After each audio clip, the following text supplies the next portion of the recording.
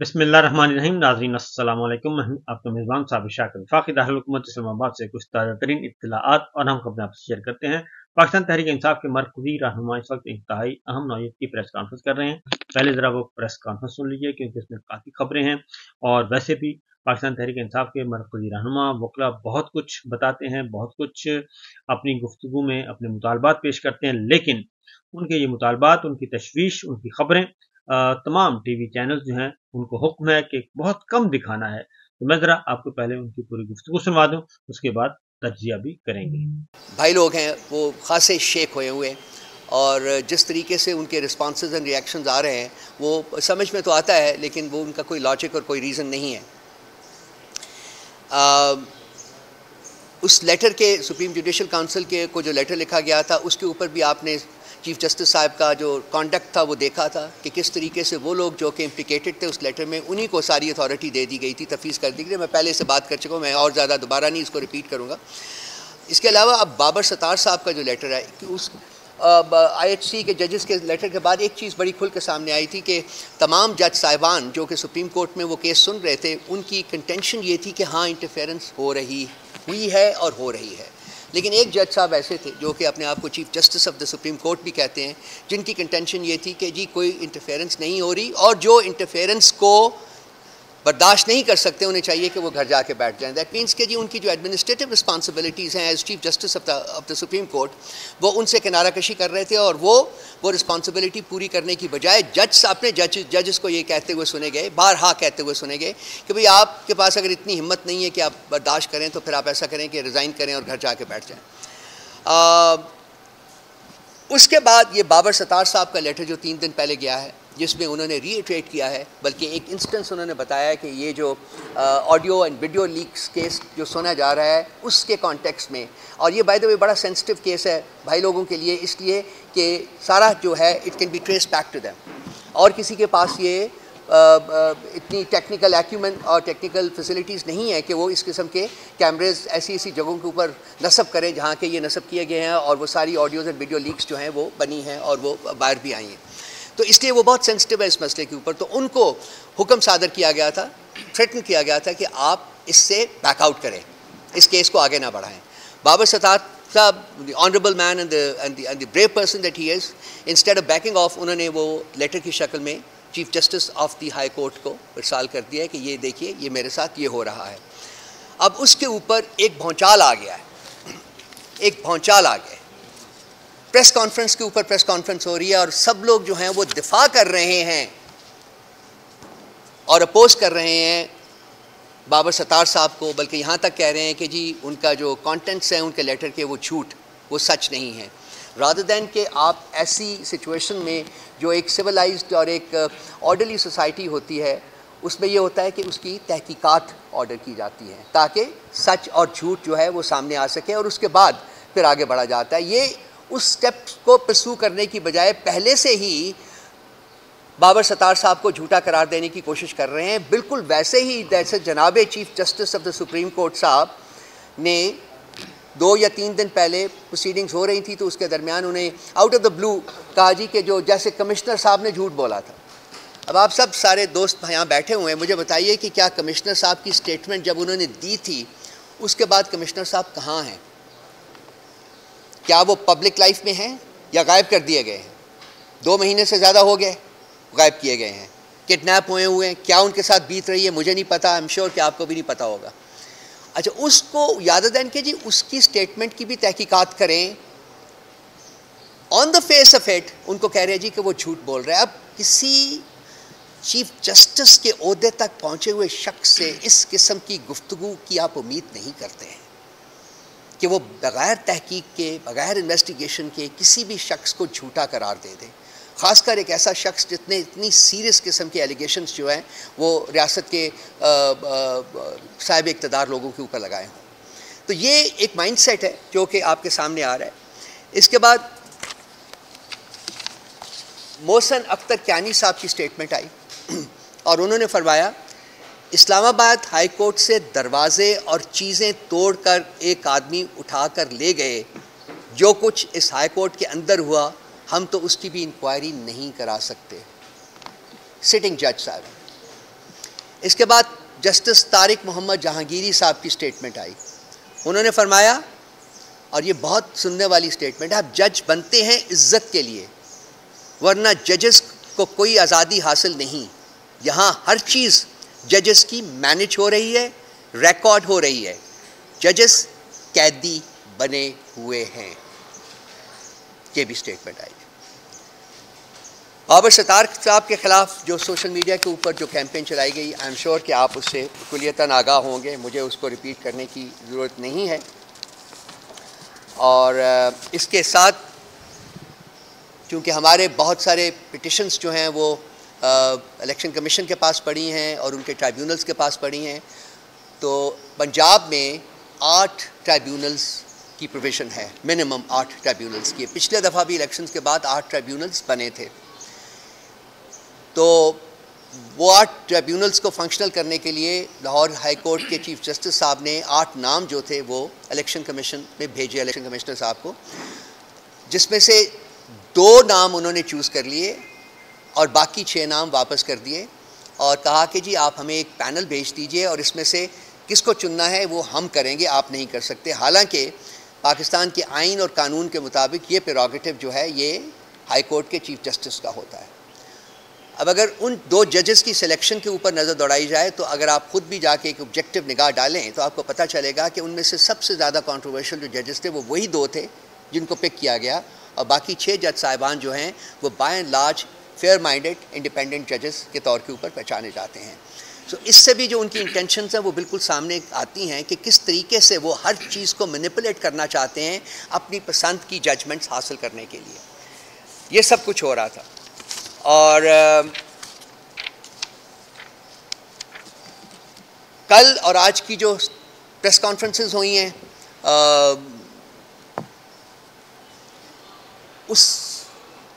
उनको सुन के इंसान literally you want to throw up कि ये कैसे लोग हैं कि एक क्राइसिस सामने आता है, एक कंट्रोवर्सी सामने आती है, उसको आइनी और कानूनी रास्ते से हल करने की बजाय किस तरीके से ये लोग क्या गुज़रते हैं।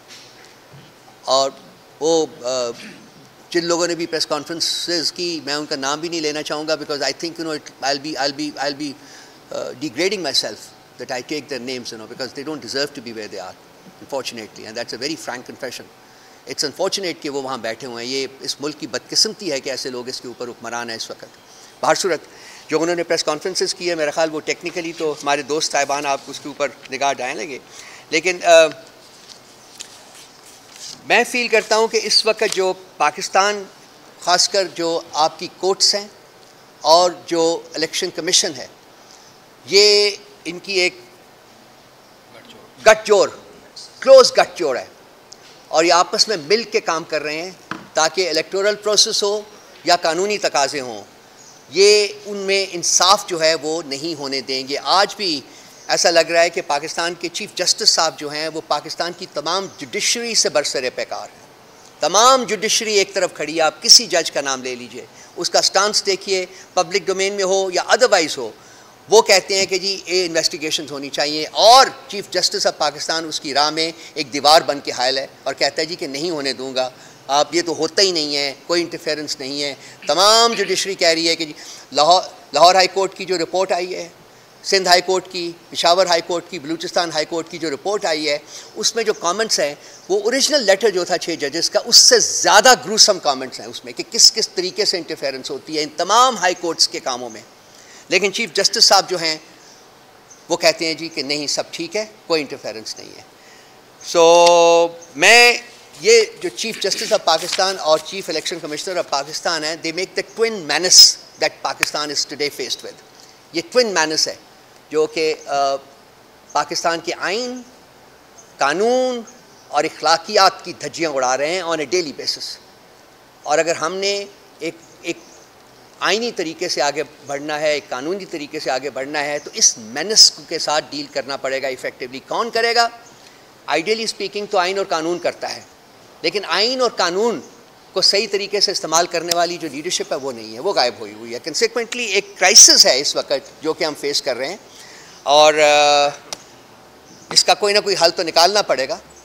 वो निकलेगा। मैं रिक्वेस्ट करूँगा अबूज़र न्याजी साहब से कि वो पहले कुछ टेक्निकली इन हालात के ऊपर रोशनी डालें और फिर नईम पंजोता साहब जो खान साहब के सारे केसेस भी हैंडल करते हैं वो आपको कुछ इस सिलसिले में बताएंगे।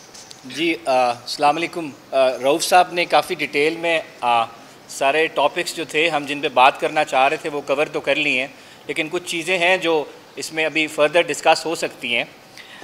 देखिए कल बाबर सत्तार साहब ने एक लेटर लिखा, उसमें उन्होंने कहा कि लेटर तो कल हमें मंजर आम पे आया, लिखा पहले का हुआ था। उसमें ये बात हुई कि किस तरह उनको थ्रेट किया गया कि वो ये केस ना सुने या उस केस में उस एरिया में ना जाएं जहाँ पे वो ये चेक करना चाह रहे थे कि किस कानून के तहत लोगों की सर्वेलेंस हो रही है, हमारी इंटेलिजेंस एजेंसीज़ या स्टेट के इदारे किस तरह लोगों की प्राइवेसी इन्फ्रिंज कर रहे हैं, उस किस कानून के तहत ये सारा काम हो रहा है।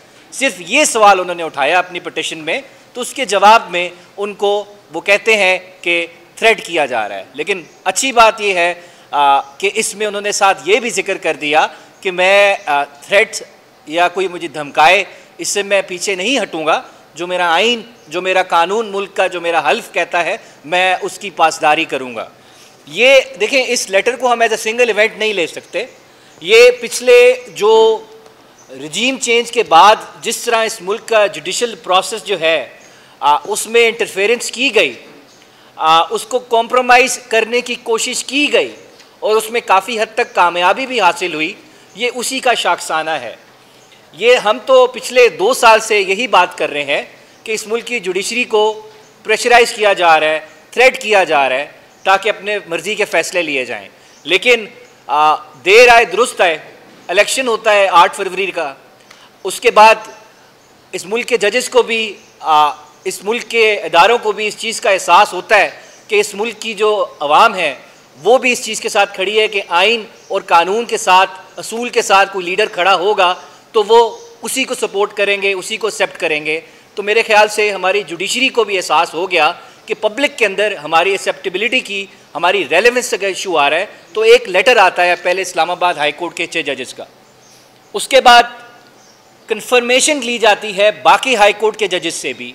पेशावर हाई कोर्ट उससे ज़्यादा हार्ड हिटिंग, इम्प्लिकेटिंग आपको ख़त लिख के देता है, ऑब्जर्वेशंस देता है कि किस तरह उनके जजेस को थ्रेट किया जा रहा है। लाहौर हाई कोर्ट भी इसी तरह की आपको एविडेंस, सबूत प्रोवाइड करता है किस तरह वहाँ पे इंटरफेरेंस की जा रही है। क्वेटा हाई कोर्ट ने भी आपको एविडेंस दी। तो आप ये कह सकते हैं कि इस मुल्क के जो आला अदालत है, देखिए एक तो डिस्ट्रिक्ट जुडिशरी होती है, उसकी तो हम बात ही ना करें ना, उसको जिस तरह यूज़ किया जा रहा है। एक तो आपके आइन में कहते हैं हाई कोर्ट, सुप्रीम कोर्ट आला अदलिया है, आपकी सुपीरियर जुडिशरी है, कि आपकी पूरे पाकिस्तान की सुपीरियर जुडिशरी इस बात पे मुत्तफिक है कि आपके जुडिशल प्रोसेस में इंटरफेरेंस की जा रही है। अब देखें, कुछ भी जब आप करते हैं उसका कुछ मकसद होता है। अब मकसद क्या था इस इंटरफेरेंस का? मकसद ये था कि फ़ैसले अपनी मर्ज़ी के लेने हैं। अब फ़ैसले अपनी मर्ज़ी के लेने हैं, जब मर्ज़ी से फ़ैसला लेना हो तो एक चीज़ की कुर्बानी देनी पड़ती है, वो आइन और वो कानून है। अगर आइन और कानून के मुताबिक जुडिशल प्रोसेस चले तो फिर जो शख्स मासूम होता है उसको सज़ा नहीं होती। लेकिन यहाँ पे इमरान खान साहब, क्योंकि वो मासूम हैं, उन्होंने कोई जुर्म नहीं किया, तो ज़ाहिरी बात है उनको सबक सिखाने के लिए, उनको सज़ा देने के लिए, ये बताने के लिए कि उन्होंने उनके हमारे मुल्क के ख़िलाफ़ साजिश हुई उनकी हुकूमत हटाते वक्त, तो सज़ा तो देनी थी इमरान खान साहब को। अब सज़ा देनी थी तो उसके लिए सबसे बेसिक रिक्वायरमेंट क्या थी कि इन्वेस्टिगेशन, प्रोसिक्यूशन कॉम्प्रोमाइज़्ड हो। वो तो हो गई, आपकी हुकूमत आ गई। चले अब जी जुडिशल प्रोसेस को भी हम कॉम्प्रोमाइज़ करते हैं। तो अब कुछ जजेस हैं जो फिर भी असूल के साथ खड़े हो जाते हैं, वो कहते हैं कि मैं ये गलत काम नहीं करूँगा।